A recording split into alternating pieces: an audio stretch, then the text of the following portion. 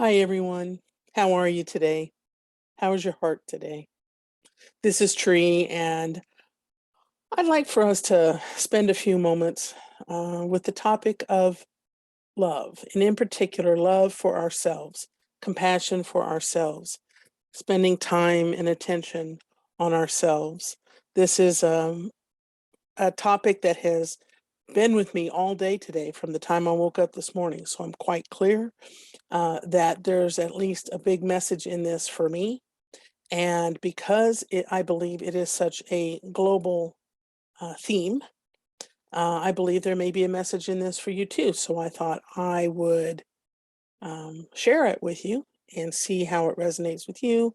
I would love to hear back from you on your own reflections and where you are with this process.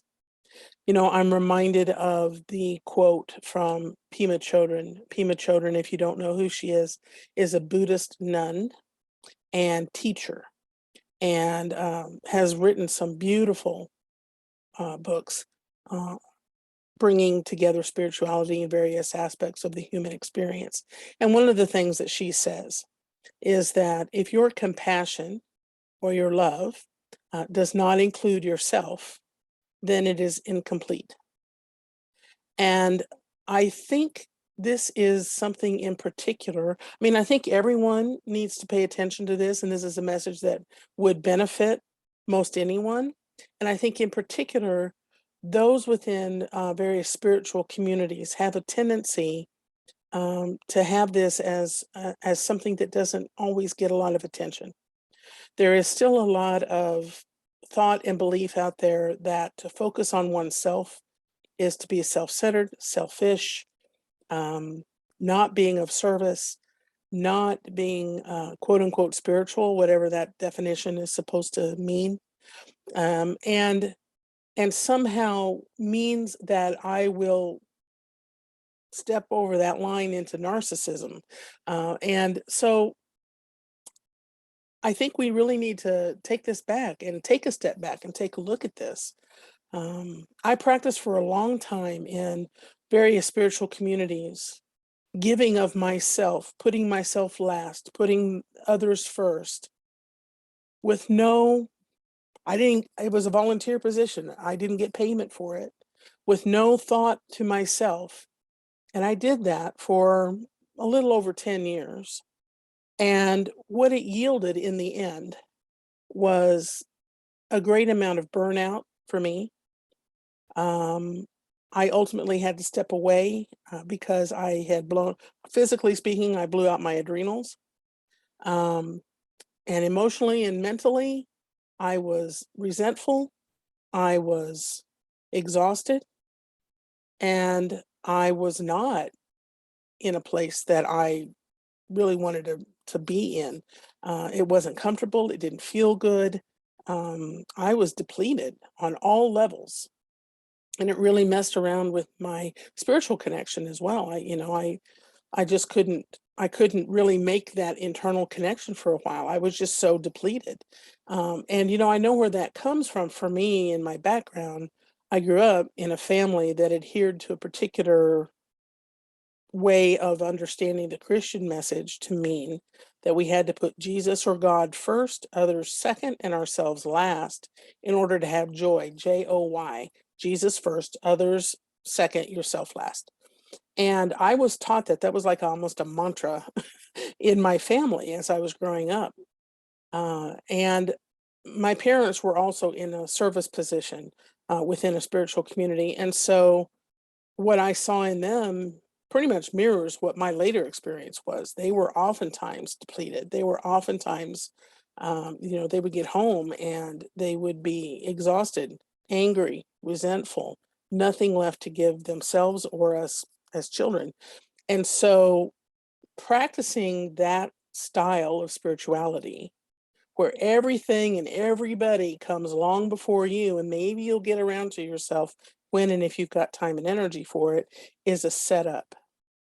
It's a setup for the exact opposite of what we want to bring into our lives, what we want to have in our lives. It's a setup for the opposite of joy. It's a setup for the opposite of connection. It's a setup for the opposite of peace and tranquility. It's a setup for feeling like a failure. And I'd like to call that out and have us all take a look at this from another angle. Whether you are talking about yourself as a leader in your own spiritual community, whether you're talking about yourself as a leader and an influencer within your own family, within your school, within some, your church, some organization you belong to, or just with yourself in your own life. If we don't pay attention to how we are treating ourselves, how we are talking to ourselves, the decisions we're making about the things that impact us, we are ultimately not being responsible for the ways in which we are taking on responsibility with and for other people. And this doesn't get talked about a lot in a lot of traditional settings. It's all about the selflessness. We elevate selflessness to the level of sainthood and strive to be selfless.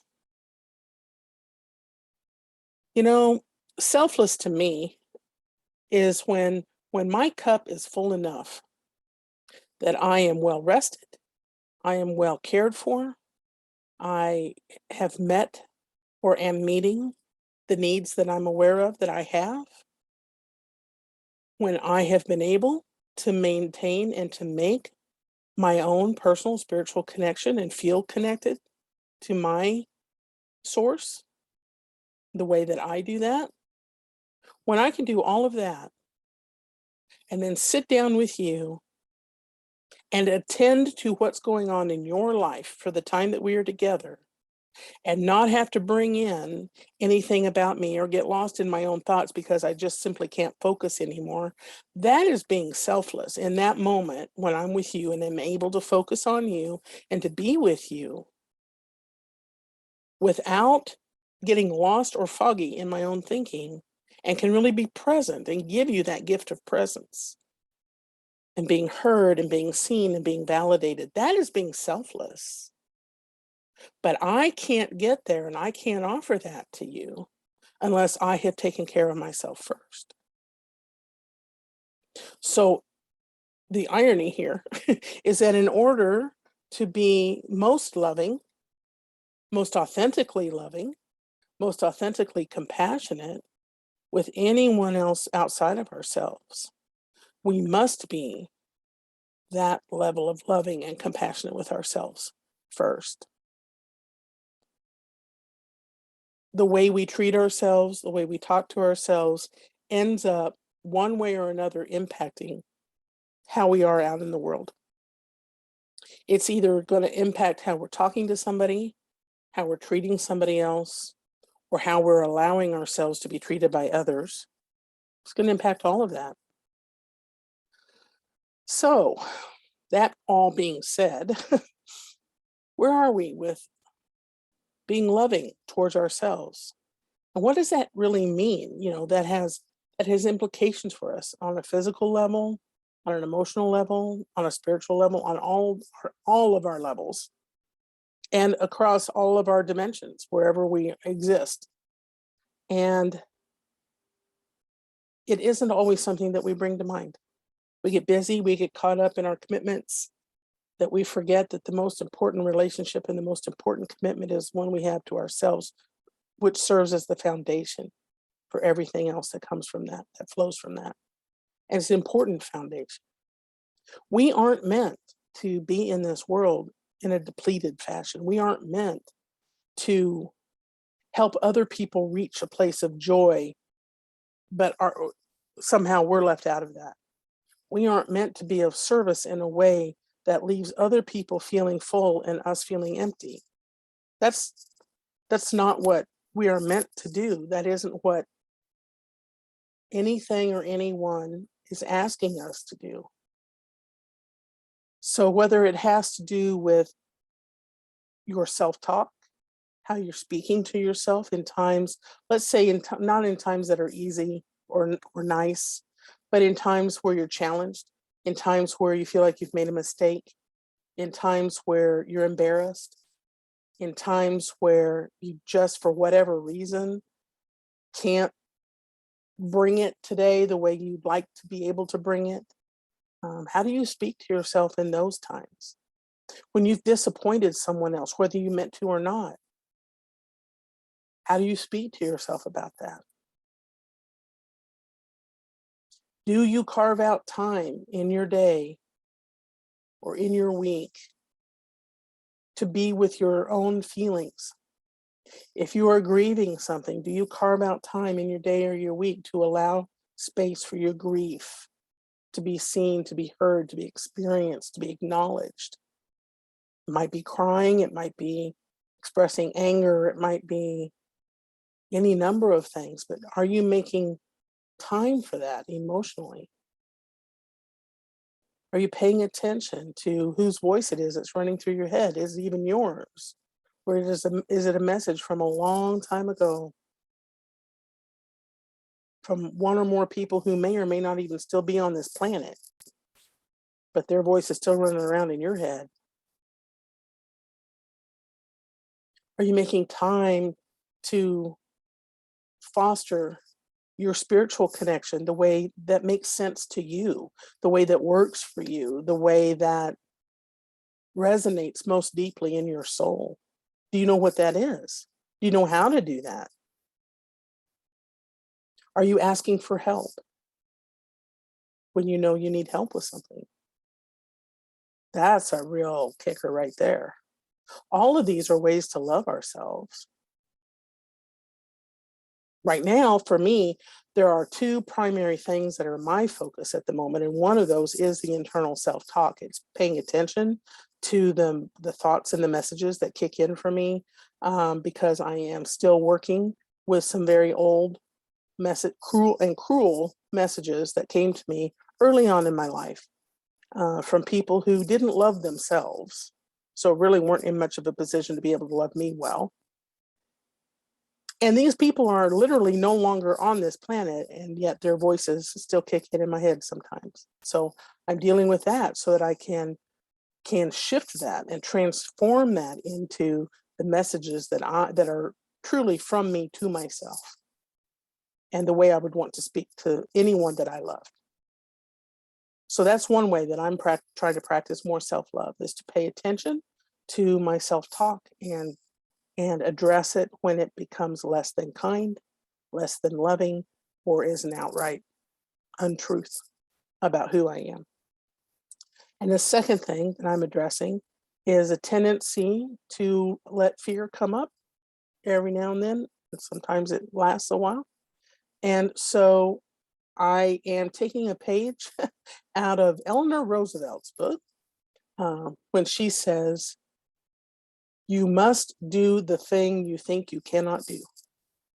So whatever it is on any given day that is really, like feels like it's standing in my way, it's something I know I need to do, it's something that will benefit me to do, but it's something that I feel great fear or anxiety about doing, trying to gently take myself by the hand and walk myself through that so that I get a sense of walking through fear, not letting it be in the driver's seat, and creating more self-confidence and higher self-esteem in doing so. That's also very loving. So those are the things that are most on my mind these days. And, I don't mind sharing that here because I just, we all have whatever it is that is calling for our attention. And there's nobody that's above this. There's no time that we get to a place where, oh, we don't need to do this anymore. I've got it all figured out. There's always something more, always something else that is actually asking for our attention if we will pay attention. And then if we will make our choice around what to do about that, whether it's something that I can do for myself once I'm aware of it, whether it's something I need to reach out and ask somebody to help me with to get me started, and then being as committed to doing this for myself as I am to keeping my commitments to other people. That can be difficult as well. That can be difficult. We aren't encouraged as much to keep our self-commitments as we are to keep our commitments to others. But it is part and parcel of loving oneself. And it is part and parcel of creating that foundation on which we stand when we do anything out there that we do. So if you're feeling today or any day, if you notice that you're feeling things like you don't feel as confident as you know you could feel or that you have felt in the past, if you're feeling resentful, even of the things that you've already agreed to do, but somehow you're feeling resentful about it, if you're tired and you just need a break, but you feel like you've got to keep going instead, if you feel like everything is riding on your shoulders and there is no way to catch a break, if you're feeling lost and alone, if you're convinced that you are all alone and everything's just riding on your shoulders, these are all signs of lack of self-care, which ultimately is some type of something missing in your loving relationship to yourself. That's where you start. If you don't know where to start, start there. Pay attention. What's happening? How am I feeling? Do I have joy? Do I have playfulness? Do I have lightness at all? Not every moment is going to be like that, but on balance, do I have a lightness to my life? Am I enjoying the activities that have always brought me joy before? Am I feeling self-confident? Do I have a high self-esteem? When I help out with whatever I'm helping out with, whether it's family, volunteer work, work job, whatever it is, do I bring energy and buoyancy to that, or do I feel heavy, lethargic, like I'm slogging through every day? These are the ways in which we can pay attention to what's calling us to address. And by and large, it's going to have something to do with our connection to ourselves, which is going to have to do with how well we are loving ourselves. That's not a bad word. That's not a no-no. That is essential. And I would like to encourage myself, as well as everybody else who hears this, to level up. To level up. This world, there's so much that's going on in the world right now. If you really were to break it down to its component parts, at the core of it is a lack of heart connection, a lack of self-compassion, a lack of knowing within myself that I'm enough and that I am well cared for. And it begins with how I do that with myself. So much would be shifted by this if more of us paid attention to this. May not be easy. The answer may not be readily available. You may need to reach out for help. If you need to reach out, if you don't know who to talk to about it and you want to reach out for help, reach out to me. I'll talk with you about it. We'll figure out what you need to do and what the best help is for you. But let's do this, and let's watch and see what a difference it makes in our lives, in the lives of the people that we serve and help and assist, and how that ripples out. It's worth a try, right? Can't hurt. So here's to more self-love, more self-compassion, leading the way with anything else that we do. Let's give it a try, see what happens. Take care. I'll talk to you soon.